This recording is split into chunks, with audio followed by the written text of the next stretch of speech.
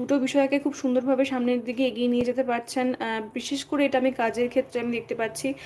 আর কারোর ক্ষেত্রে আমি দেখতে পাচ্ছি যে ফ্যামিলি এবং ওয়ার্ক লাইফের একটা ব্যালেন্স, যদি কেউ এর আগে আনতে খুব স্ট্রাগল করছিলেন, তাদের ক্ষেত্রে একটা ফ্যামিলি আর ওয়ার্ক লাইফের ব্যালেন্স আসতে দেখা যাচ্ছে।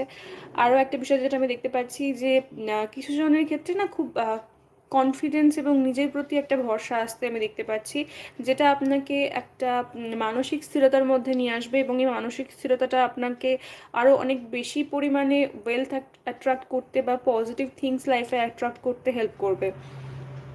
এখানে দ্য ডেভিলের সাথে 10 of Pentacles, এটা একটা হিউজ অ্যামাউন্ট অফ মানির কথা বলে।